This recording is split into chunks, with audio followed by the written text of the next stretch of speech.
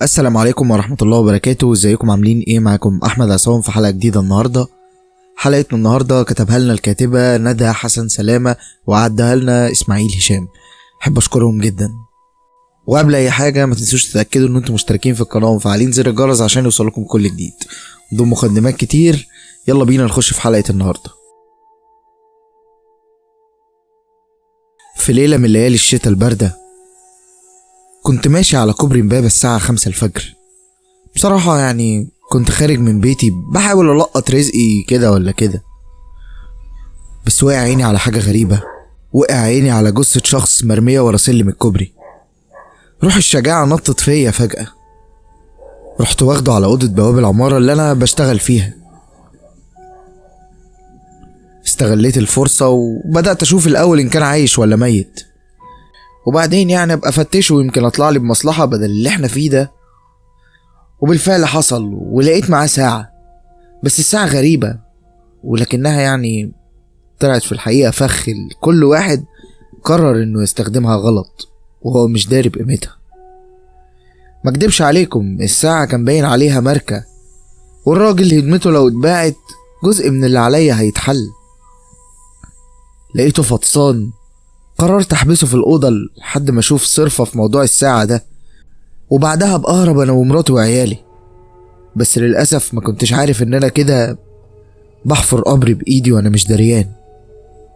صحيح انا نسيت اعرفكم بنفسي. انا اسمي ابراهيم الجليلي ومتجوز وعندي 3 اولاد. على فكرة انا متعلم ومعايا شهادة، لكن الظروف هي اللي اجبرتني اني اشتغل بواب. لكن الشغل ولا هو عيب ولا هو حرام. مش هدخلكم في تفاصيل كتير لان الوقت اللي عندي يدوب يكفي. اكمل لكم. انا فضلت ساعتين في الاوضة وانا مستغرب الراجل ده شكله كأنه ميت بقاله مدة مش مجرد ساعات. ريحة الأوضة بقت تقرف عاملة زي المقبرة، فكان لازم اتاوي الجتة دي عشان لو الصبح طلع عليا والجثة دي زي ما هي انا كده خلاص في الكلبوش. اطمنت ان محدش في الشارع وشلته على ظهري ووصلت بيه لحد حتة ارض مهجورة ويعني لسه ما اتعمرتش، الرجل فيها خفيفة يعني. دفنته، بس وقتها وقع منه محفظة فيها بطاقة وورقة مكتوب فيها أرقام شوية رموز وأسامي أنا مش عارف أنطقها. بس الغريبة إني لما فتشته أول مرة ظهر معاه الساعة وبس، مش عارف دي ظهرت إمتى. يعدي يومين والدنيا تمام التمام ورزق في الشغل أضعاف ياما، وبقيت أدخل بيوت ناس بهوات. أصل لو حد لمؤاخذة احتاجني أشيل له حاجة أبيع له حاجة بعد مهمته وهي مصلحة تأكل عيش. بس اللي ما كنتش عارفه ان الساعة اللي في ايدي بعتتني المكان علشان اعرف تفسيرها واهميتها. بعد ما خلصت شغلي كنت راجع، بس يعني استوقفني شكل اثار كده شد انتباهي على حيط المعبد. فضلت اتأمله بحرص شديد لحد ما جالي حد وقال لي بجدية كأنه يعرفني من سنين: الشكل ده مش موجود غير في حاجتين، الحيطة دي وساعة جدودنا. ساعتها بدأت أتكلم مع نفسي، يعني جدودنا فعلا؟ يعني اتضح إن الساعة دي أثرية وترجع للعصر الفرعوني. يعني لو بعتها كل مشاكلي ومشاكل ولادي تتحل. والغريبة كأن الراجل ده كان بيقرأ أفكاري، وحسيت إنه عارف إنها معايا لأنه قال لي بوضوح: الساعة دي مش أي حد يقدر يشتريها، دي ليها أماكن مخصصة والناس تقدرها. عندك الشعبان الخباش، اسمه جاي من خبش القبور، ده اكتر واحد مستفاد من كنوز جدودنا حتى الاموات الغلابة. بيبقى كل يوم بعد الساعة 2 بيكون موجود في الدير اللي جنب المعبد، وهناك تقدر تبيع وتاخد لك الصرف. ساعتها حسيت ان القدر بيرسم لي خط كبير امشي فيه ومتحدد لي ابدأ بمين علشان اوصل لهدفي، وكأنها محطات ولازم اخلص محطة محطة. فضلت فترة كده اتكلم مع نفسي، بس بعد ما فقت من السرحان ببص على الراجل اللي كان واقف جنبي لقيته مش موجود، ملوش اثر اصلا. بصراحة استنيت لما الكل مشي وفضلت لوحدي لحد الساعة 2 بالليل، وفجأة بيظهر شخص عينه الشمال متصفية وراسم أوشام كتير على وشه وجسمه. تقريبا هو ده شعبان، لأنه بدأ يقرب مني وكأنه كان عارف إن أنا جاي، ومن غير أي مقدمات بدأ يتكلم بصوت منبوح يخوف. تيبة يا إبراهيم، ولكن العطا كتير وانت محبوب واتجلب لك الحظ والدروب. الساعة دي تساوي عصور وأسرار وخفايا وانت من ضمنها. بعد ما خلص كلامه توزن قدامي بحجم الساعة أطنان من الذهب، وكأنه كنز على باب اتفتح قدامي زي ما بيقولوا. مكدبش عليكم المنظر يطمع أي حد، أصل من يوم وليلة اتحول من شحات لبيه، يعني مستحيلة برضه. رميت له الساعة وأخدت الذهب وحمدت ربنا على كده، وروحت بيتي. لسه بدخل أوضة البواب اللي بقعد فيها لقيت شعبان الخباش في السرير، جثة مقطوعة حتت حتت. ملامحه ما كانتش معروفة قوي، بس عرفته من هديته اللي سابها لي. بدأت أتكلم بطريقة هستيرية. طب ازاي؟ هو أنا مش لسه سايبك هناك؟ بلاش دي، مين اللي عمل فيك كده؟ قول طب، وهو مين؟ طب يعني قول طيب، مين اللي جابك هنا؟ ببص تحت السرير لقيتها الساعة السوداء، كانت مرمية بس كان في دم حوالينها. قلبي كان هيقف وركبي بيتخبط في بعض. انا اصلا لسه راجع بكنز الدنيا كله، وكنت ناوي اخد حظ اللي انحرمت منه انا وعيالي، لكن الظاهر اني ما كنتش فاهم ان اللي مسكته مش رزق، ده لعنة متغلغلة في اجيال. قربت منها، مديت ايدي بصعوبة، وساعتها اصابني رعشة قوية ضربت جسمي كله، كأن كهربا عدت من روحي لضلوعي. الساعة بدأت ترن، مش جرس عادي، لأ، ده صوت صراخ أطفال، صوت خطوات جنود، صوت نحيب ستات في مقابر. كل الأصوات دي كانت بتدق في وداني ورا بعض، ووشوش بتنطلي من الجدران كأنهم عاوزين يقولولي حاجة. جريت لحد ما طلعت من الأوضة، قلبي خلاص كان هيطلع من مكانه ولساني نشف من الرعب. بس لما رجعت بصيت تاني للساعة لقيتها بقت على شكل عين حورس، النور الأزرق بيخرج منه، والرموز اللي كانت غامضة بدأت تنور لوحدها واحدة ورا التانية. ساعتها سمعت صوت مش زي أي صوت، ده صوت جوه دماغي. الساعة مش للبيع، الساعة اختارتك، واللي يبيعها يتباع.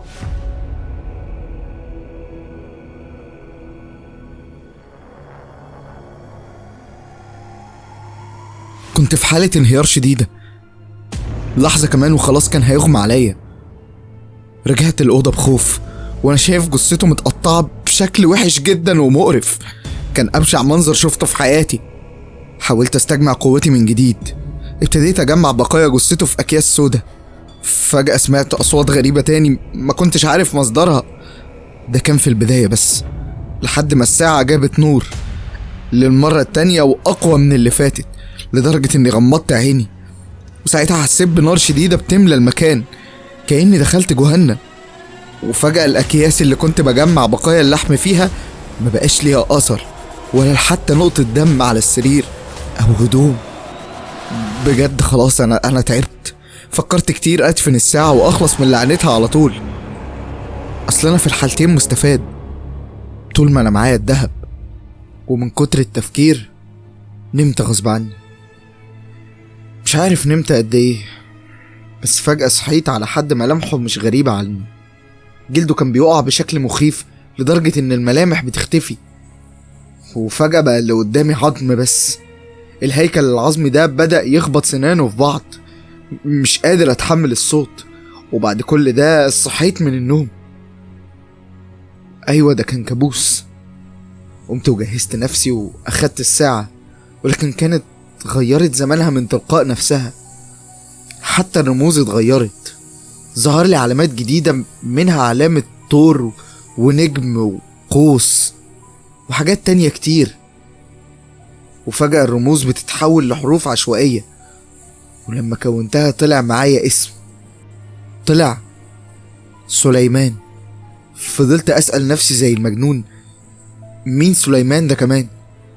خرجت وانا مش عارف اعمل ايه بكل الدهب ده، بس اللي كان شاغل بالي ازاي اتخلص من الساعة دي بأسرع وقت.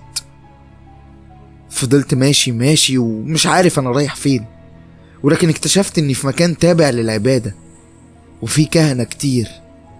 عرضت على واحد فيهم المشكلة دي وقال لي كلام غريب قوي ما فهمتوش، ولكنه كان مهيب.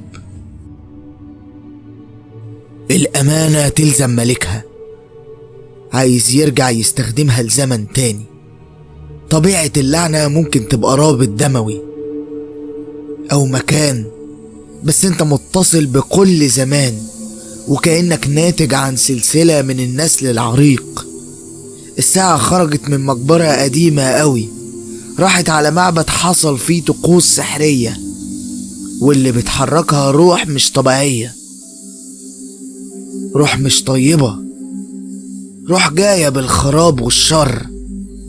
الساعة ناوية تبعتلك إشارات وتحذيرات، وهتوصلك لمرحلة لحد ما تخلص من لعنتها. كل ما هتتأخر في الوقت كل ما هتفقد شيء مهم في حياتك، واللعنة هتصيب كل اللي حواليك. مهما حاولت تتخلص من مصيرك اللي اتربط بيها، هيزيد جرايم القتل الغامضة واللي انت هتبقى السبب فيها. والمرحلة الأولى بوابة أصلها مفتاح، هتلاقيه قريب منك، ولو اتأخرت في انك تلاقيه هتبدأ اللعنة بأبشع انتقام. خدت كلامه ومشيت تايه وعمال أسأل نفسي يقصد ايه بكل ده، ومراحل ايه؟ انا مش فاهم حاجة. ندبت حظي الاسود، وان يوم ما ربنا يكرمني بحاجة في الاخر معرفش اتهنى بيها. لا وكمان الدنيا بترازيني. وصلت الأوضة وحاولت انام بعد ضغط اليوم، ويا ريتني ما نمت. صحيت لقيت نفسي في ساحة كبيرة عاملة كده زي ساحة الحرب، في ناس لابسة لبس قديم قوي ولا كأنه فيلم تاريخي، ماسكين دروع، كلمة سليمان متكررة في كل درع وسيف شايلينه، وعلى كتافهم نجمة، بس يا ريتها مرسومة، دي كانت محفورة. لكن كل ده بيختفي فجأة، وبرجع تاني ألاقي نفسي على السرير. كنت حاسس بخنقة رهيبة، وكأن روحي بتطلع من جسمي كله منمل، وأطراف جسمي أكنها مفيهاش أعصاب. حسيت بوجع شديد في كتفي الشمال. قمت بسرعة، وكانت الصدمة نفس النجمة بنفس طريقة الحفر. وبمجرد اكتشافي للنجمة دي ظهرت لي ساعة رملية على الحيطة وجنبها رقم 66. ابتدى العد التنازلي في عداد موتى إن معرفتش أوصل للمفتاح والمراحل. يا أهلا باللعنة. فضلت ساعات متواصلة وأنا في نفس مكاني بفكر فين المفتاح اللي قريب مني ده. فتشت في كل حتة في الأوضة، ملهوش أي أثر، مع إني ما كنتش عارف شكله، بس لمحت في الساعة رسمة مفتاح أكيد نفس الشكل تقريبا ليه، ده إن ما كانش هو أصلا. الوقت بيعدي، التوتر بيزيد، يا ترى هخسر الفلوس ولا أولادي؟ بس الرد كان فوري. فجأة سمعت صوت صريخ وعويل لمراتي. جريت مخضوض أشوف في إيه، لقيت محمود ابني الكبير عمل حادثة. بس الغريبة إن ده نفس المكان اللي لقيت فيه الساعة. رجعت مطرحي من غير ما أخد حتى أي رد فعل، وقفلت الباب عليا وصرخت: عيالي لأ، أنا هو قدامك، اديني أي دليل أوصل بيه، بس بلاش هما. من الحالة العصبية اللي أنا فيها حدفت الساعة بقوتي، وقع منها الجزء المعدن السفلي، ومعاها مفتاح من الذهب الساطع، وكان عليه نقوش وكلام محفور باللغة الفرعونية تقريبا. مسكت الساعة واكتشفت ان جواها ورقة صغيرة مطوية، وكانت المفاجأة عبارة عن خريطة ومتحدد فيها نقطة معينة. وللأسف بعد اللي اكتشفته زاد خوفي أكتر. الموقع اللي على الورقة قريب مني، مش بعيد أكون واقف على نفس الأرض أصلا، وفجأة عقارب الساعة بتلف لوحدها بدون صوت في اتجاهات كلها بسرعة شديدة جدا، وكأنها اتحولت لبوصلة لحد ما استقرت ناحية جهة الغرب. الصوت رجع تاني وعقارب الساعة اتغيرت تماما وعكس الحاضر، وكأننا في زمن تاني. قعدت اتأمل الساعة اكتر ولا كأني اول مرة امسكها في ايدي، بس المفتاح كان محفور عليه رمز العين مفتوحة جوه قوس، وتحتيه محفور كلمة واحدة، كلمة أركان. مشيت ورا الإشارات وخرجت من باب الأوضة في العمارة لقلب مغارة مظلمة في قلب شارع مهجور. دب في قلب الرعب، بس كان لازم أكمل. ومشيت تبع ما بتشير الساعة، وبالفعل لقيت باب حديد قديم في سرداب طويل ما كانش باين أصلا وسط الزبالة اللي مرمية على الطريق. بس المفتاح دخل في الكالون كأنه مصنوع ليه. الباب فتح، ومع فتح الباب بتظهر عاصفة تراب ورياح قوية شديدة جدا. أما بقى بالنسبة للريحة فكانت ريحة قبور. دخلت جوه والمكان كان مظلم إلا بوجود شعاع خفيف جدا خارج من حيطة عليها رسمة ضخمة موجود فيها ميزان ومكتوب تحته: من خف وزنه سقطت عليه الشفرة. وكانت الشفرة محفورة على الحيطة نفسها، رموز وتكوينات هندسية مش فاهمها. جنبها مجسم صغير لتنين ملفوف حوالينه جماجم. وقتها الساعة نورت تاني وبدأت الرموز تتحول لحروف بالعربي، وظهرت جملة: أنت مرسل في ضرب سليمان، ولكن كل ضرب له بوابة، وكل بوابة لها حارس. بدأت أسمع صوت جاي من دماغي، بس مش صوت بشر، صوت حد كأنه بيحكمني: مهمتك الأولى خلصت. وبعد ما استلمت الشفرة وبمجرد ما خرجت من باب السرداب لقيت نفسي في أوضة، والساعة بقت تنبهني بالاستعداد للمرحلة التانية. حسيت إني بغوط أكتر في العالم ده، العالم اللي ما بقاش فيه رجوع، اللي كل باب فيه بيتفتح على شيء أغمق من اللي قبله. عديت الليلة، ومع تاني ليلة بقى خلاص في وقت معين بطقوس معينة ويتهيأ جو خاص بيهم. عرفت إن المرحلة التانية دقت بابي. أهلا بلعنة الرموز. بعد اللي حصل مع عيلتي قررت أسافر بعيد عن بيتي، بعيد عن أي حد أعرفه. مش عايز أسبب لهم أي ضرر تاني، أو يمكن ده أمر منهم علشان يستفردوا بيا لوحدي. الساعة في إيدي بقت تقيلة، مش وزن لأ، لكن كل ما ببص فيها بحس إني شايل جثث وأسرار وأصوات بتهمسلي بأسماء ناس ماتت ومحدش عارف ليهم أثر. الطريق خدني على متحف أثري في الفيوم. مش عارف إزاي لقيت نفسي هناك. كان في حاجة بتتحكم فيا إن أروح فين وآجي منين. لقيت نفسي قدام قاعة مهجورة جوه المتحف. لقيت تمثال نص مكسور وورا منه حيطة متغطية بقماش. شلت القماش لقيت خشب متهالك وفي بقع دم كتير متجلطة، واضح جدا إنه من سنين ياما. فضلت على وضعي ده لحد ما ظهرت الشفرة، رموز محفورة ومنحوتة نحت عبقري مايل عليها ضوء الشمس، زي ما تكون بتتفتح في وقت معين من اليوم. وساعتها عرفت إني في المكان الصح، وإن ده طرف خيط جديد، لأن الساعة اشتغلت وعقاربها سكتت، وظهر مكانهم رسمة نجمة، قوس، طور، نفس اللي شفتهم قبل كده. فجأة الطوب اللي ورا الشفرة بدأ يتحرك، وخرج منه صندوق حجري صغير عليه علامة تنين وجملة تانية عرفتني إن اللي فات كوم واللي جاي خراب كاحل. من فتح هذا استعد للحرب. للمرحلة الثالثة، سيف سليمان. ما كنتش محتاج أشوف رسالة جديدة من الساعة، خلاص احنا دخلنا في المرحلتين ورا بعض. أنا من درجة الرهبة فتحت الصندوق على طول، لقيت جواه سيف قديم محفور عليه اسمه سليمان بخط عربي، وكان مكتوب على الغلاف الجلدي اللي مغطي السيف: ليس للملك إلا سيفه، وللسيف لعنة لا تموت، ولحامله يحضر بدمائه. بمجرد ما لمست السيف حسيت اني دخلت معركة روحية. الأصوات زادت، صوت سيوف كتير بتحارب بعضها، صوت الخيول، صرخات أسرى وضحايا ماتوا، وكأن أرواح من عصور فرعونية بتحاول توصل لي رسائل كتير. بس الأهم من ده كله إن 3 وجوه ظهروا لي في المراية وورا الشبابيك بيطاردوني. شفتهم لابسين لبس محاربين منقوش عليه نفس رموز الساعة.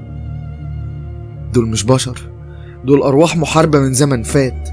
تقريبا دول أصحاب الساعة، وحاربوا مع اللي استخدموا الساعة قبل كده وماتوا بسببها. وفجأة مع كل ده مهما صرخت وحاولت استغيث بأي حد محدش هيسمعني ولا هيلحقني.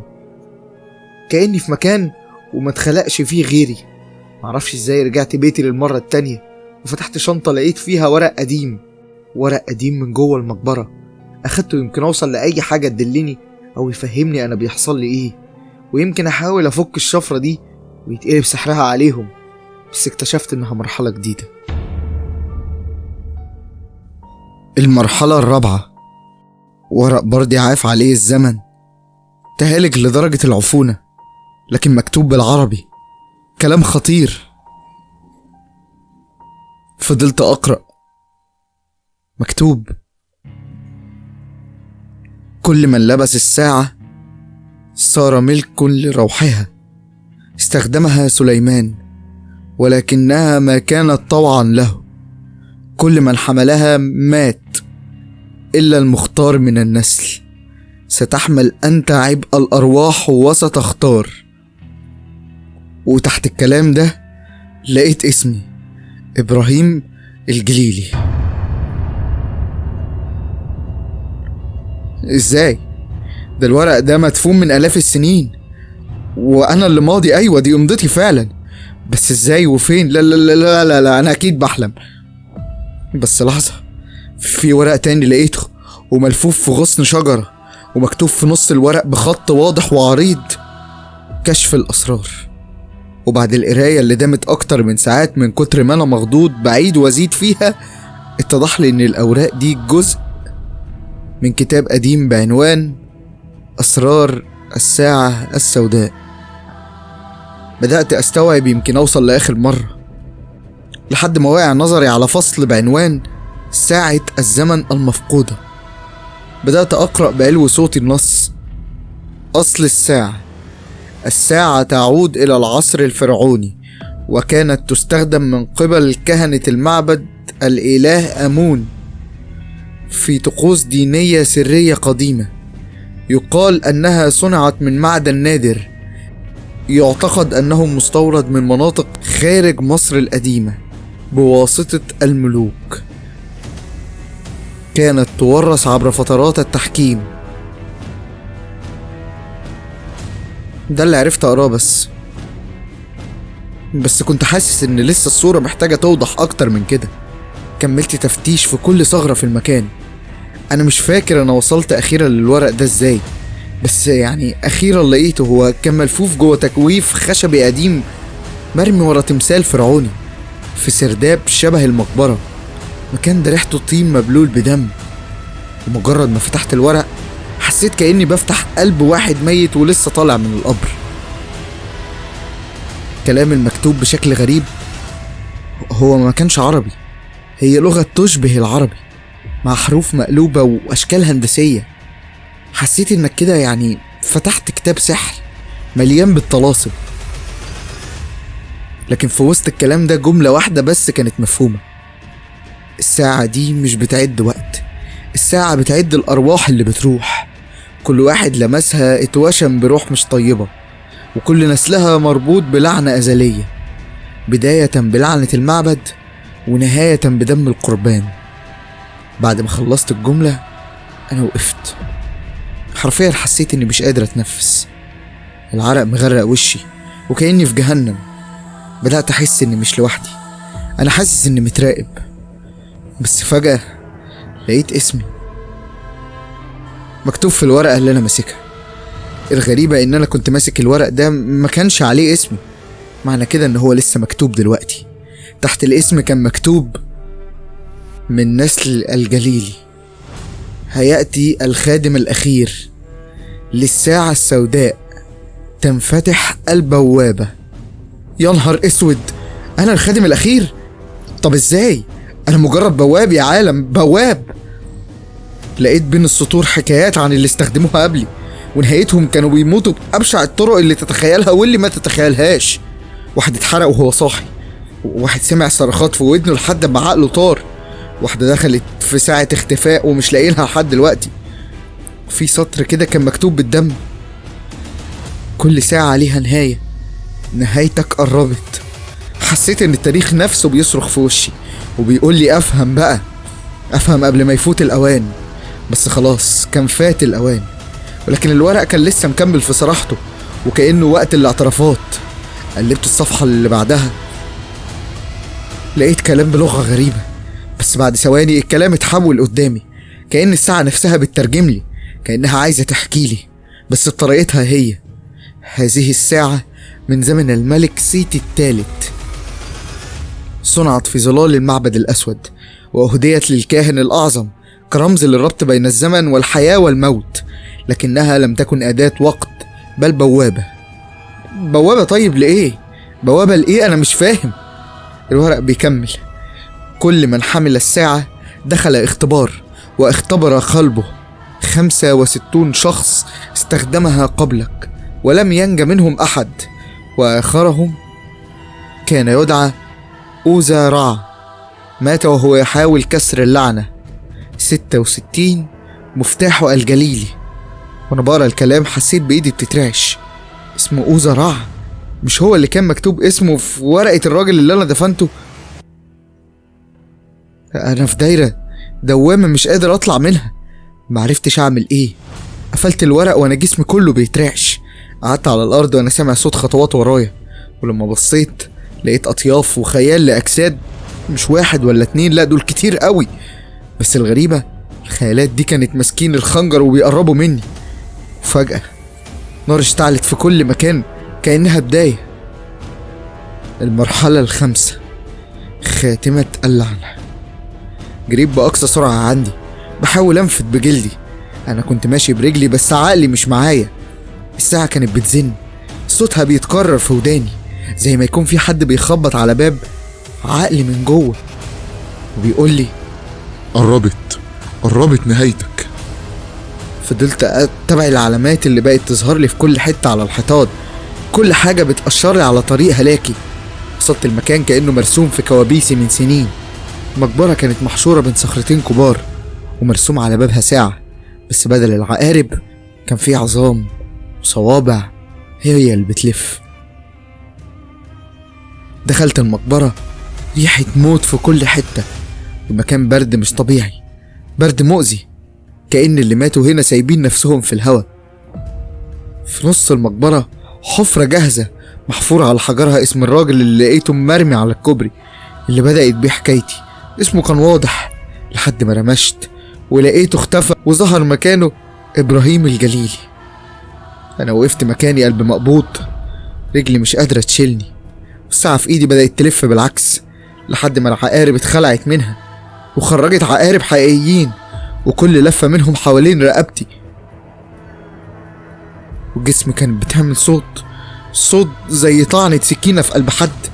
وظهر فوق الحفرة كلام مكتوب بنور أحمر، معرفتش أقراه بس اتسمع جوه وداني كأنه بيتقلب صوت مرعب: كل خادم للساعة بيكون القربان، وانت يا إبراهيم الخادم والقربان الأخير. وظهر الخنجر منحوت على نصله نفس العلامات اللي كنت حلمت بيها قبل كده، ومرسوم عليها اسم سليمان، بس تحت الاسم كان مكتوب إن اللي هيمسك السيف لازم يختار، يا إما يحمي النسل يا إما يورث اللعنة. صوت في ودني بيهمس: اختار يا إبراهيم، يا قربان يا شيطان. بدأت الأرض تتهز والخيالات خرجت من كل ركن في المقبرة. أرواح الناس اللي ماتوا بسبب الساعة. الدنيا بدأت تلف بيا، الدم في وشي بيجري زي السيل، والساعة بقت تزن بصوت عالي قوي وبعدين سكتت. الدنيا ضلمت بس النور طلع فجأة من الأرض، كأن في شاشة مفتوحة قدامي وكل اللي جواها بيتعرض كأنه شريط سينما، وأنا بتفرج على تاريخ ملعون راجل فرعوني وسط معبد ضخم، لابس لبس كهنة وبيتكلم بلغة فرعونية، بس وضحت لي انه كان بيقول الساعة دي مش وقت، الساعة دي بوابة، مفتاح للخلود، بس الخلود مش ليك، الخلود للعنة. الكاهن ده كان اسمه حتشبسرع، أول واحد اخترع الساعة. ما كانتش ساعة وقت، دي كانت ساعة أرواح، بيحط فيها روح كل اللي ضحى بحياته قدام المعبد علشان ياخد القوة. كانوا بيكذبوا على الفراعنة، يقولوا لهم إن ده طريق الآلهة، لكن الحقيقة كل واحد مات كان بيتحبس جوه عقرب من عقارب الساعة. شفت ناس بتصرخ أرواحهم بتتسحب وتدخل جوه قلب الساعة، وكل واحد فيهم كان بيقع عليه اختيار بسبب الطمع أو غلطة، بالظبط زيي. وفجأة الكاهن بص ناحيتي، بصلي من آلاف السنين وبيقول يا إبراهيم، كل اللي سبقوك اختاروا، بس انت آخرهم، بيك بتكمل الدايرة، انت الختام، انت صاحب القرار الأخير. الصورة اختفت والظلام رجع والساعة رجعت تزن تاني، وانا على الأرض بتنفس بصعوبة والسيف جنب جسمي وإيدي عليه ودموعي نازلة، مش عارف ده ندم ولا خوف. صوت جوايا قال لي لو موتك هيكمل اللعنة يبقى لازم تموت وانت فاهمها، لو موتك هيحرر الأرواح يبقى موتك شهادة.